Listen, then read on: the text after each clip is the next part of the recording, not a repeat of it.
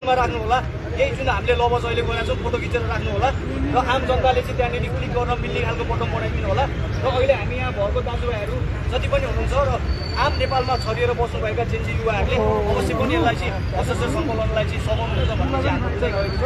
यति भन्दै अब पहिलो नाम म मेरैबाट सुरु गर्दै लेख्न सुरु गरेँ र दाइको पनि ल हाम्रो होइन म भन्दै सडकमा युवाहरू उठिएका छन् र अहिले हस्तक्षेप अभियान पनि सुरु गरेका छन्। यो गृहमन्त्री सुदन गुरुङलाई पुनर्बहाली गर भन्दै हस्ताक्षर अभियान हो। कसलाई बुझाउने हो? सुदन गुरुङ दाइ भनेको नाम मात्र होइन कि एउटा पात्र हो। 5 वर्ष सरकार सुशासन कायम गर्नको लागि चाहिँ उहाँ जस्तो क्यारेक्टर आवश्यक छ क्या। हिजो तपाईँको रगतमा लतपतिँदै गर्दा देश विकराल स्थितिमा जाँदा को थियो? सुदन गुरुङ दाइ थियो। दुईटा शक्तिलाई एकतिर लिएर आउनलाई को थियो? कसले खेल्यो भूमिका? सुदन गुरुङ दाइले खेल्यो। अनि आज जनआदेशको जुन सरकार बहुमतको सरकार आइरहेछ त्यसमा क्रेडिट कसले लिनुपर्छ भन्दा र हामीले देखेको भने सुदन दाइले गर्दा हो।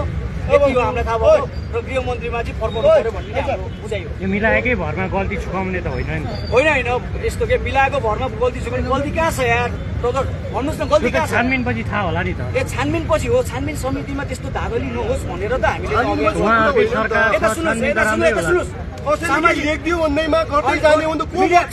मिडिया ब्यान्ड एकजना मन्त्री बच्चा एकजना सांसद बस्छ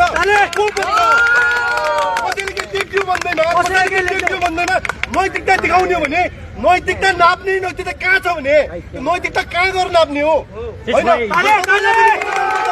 मलाई पनि उठ्न सक्छ, हरेक व्यक्तिलाई उठ्न सक्छ होइन र? त्यसो भने देशै छोडिदिन्छ। त्यसो भए दिपक कुमार शाहको राजीनामाको विरोधमा किन आउनु भयो? दिपक कुमार शाह र सुदन गुरुङमा फरक छ, सम्पूर्ण सहित के फरक छ? तपाईहरु चिन्नु भएको छ त्यही हो।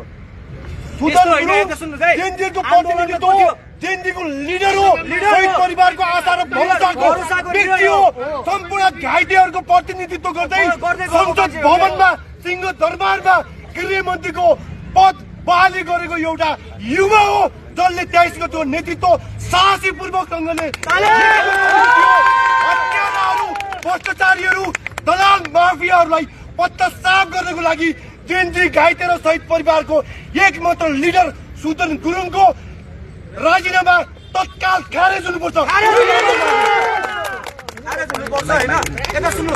गेम अफ पोलिटिकल थ्योरी जुन छ नि, जुन पुरानो भइसकेको थियो विचार, त्यो पनि नयाँ लिएर आएको कसले हो त भन्दा सुदन दाइले हो। बुझ्नु पनि गेम अफ पोलिटिकल थ्योरी के हामी पछाडि आउने भाइ बहिनीहरूलाई चाहिँ यही धाँधली सिकाउन चाहँदैनौँ।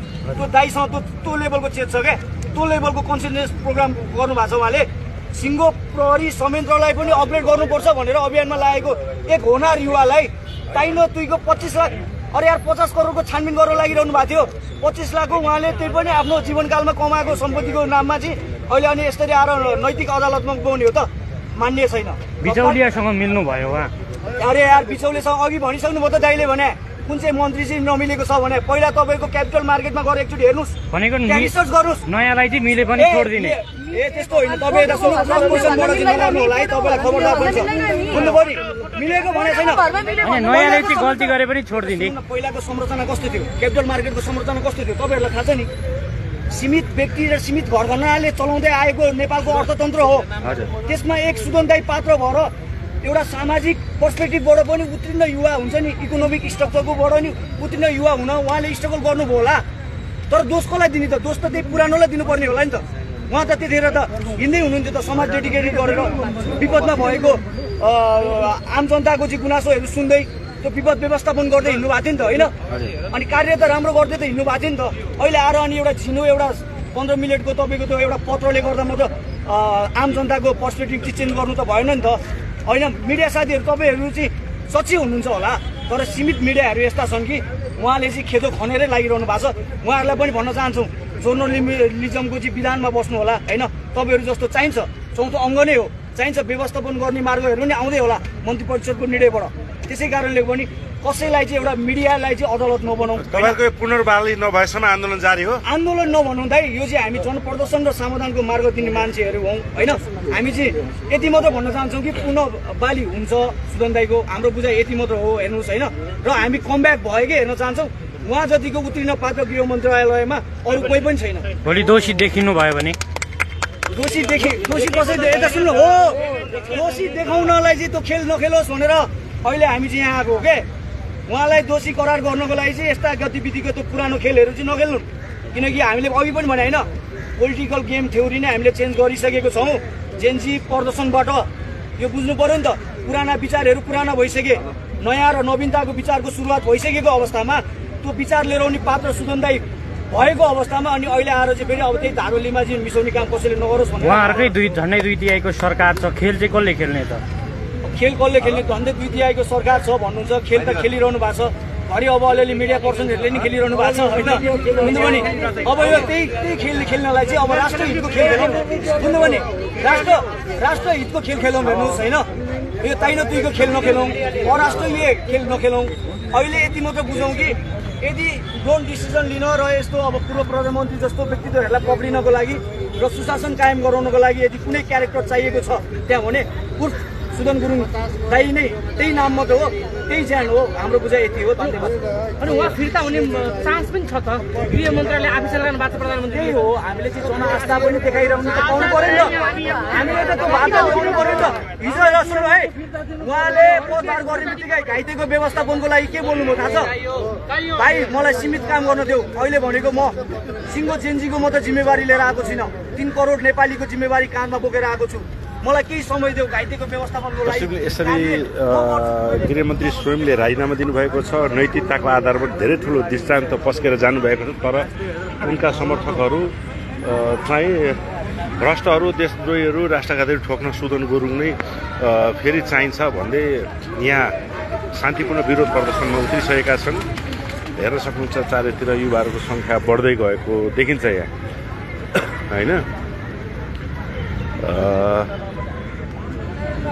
तपाईँको शुभ नाम के हो के शुभ नाम अनि गृहमन्त्रीको राजीनामा ठिक कि बेठिक बेठिक किन बेठिक सुन्नु न भदौ 23 र 24 जुन हो आन्दोलनमा उहाँले जति भूमिका निभाउनु भएको थियो त्यत्तिकै गृह मन्त्रालयमा गएर भूमिका निभाइरहँदा सुन्नु न निभाइरहँदा जनतालाई न्याय दिलाउनका निमित्त गृह मन्त्रालय छिर्नेलाई चाहिँ राजीनामा भ्रष्टाचारीलाई चाहिँ खुलेमखुला कानुन छ यति कानुन छ यति हाम्रो देशमा जनताको एउटा आदर लिएको सरकार हो भने गृहमन्त्रीले राजीनामा किन गरायो अब उहाँको पुनर्बहाली हुनुपर्छ होइन त यो त त्योभन्दा त्यो हुनुपर्छ ल धेरै माथि गर्नु फेरि प्रकारको चारैतिर अनसन धरना विभिन्न माग राखेर बलात्कारीहरूलाई कारबाही भने यसरी बसिएको छ यो देशले कहिले सुशासन र पोल्टे न्यायको पोल्टे फेर्छ होला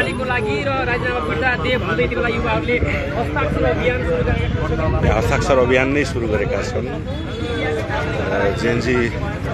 जेन्जी नेत्री थापादेखि लिएर धेरै युवाहरू अनसनमा बसिरहेका छन् हेर्न सक्नुहुन्छ माइती घरमा युवाहरूको बाक्लो उपस्थिति आएको छ के भइरहेको छ हामी जस्ता जस्तै देखाउँछौँ तपाईँहरूलाई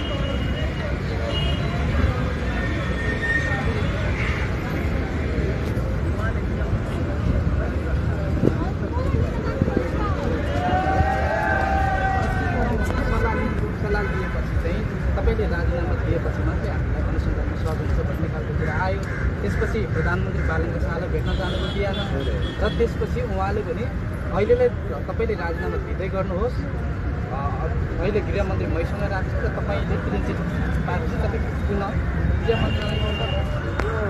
यहाँहरूलाई कस्तो लाग्छ गृहमन्त्रीको पुनर्बहालीको माग गर्दै यसरी भनिराख्नु भएका व्यक्तिहरूले जब स्ट्याटसको भरमा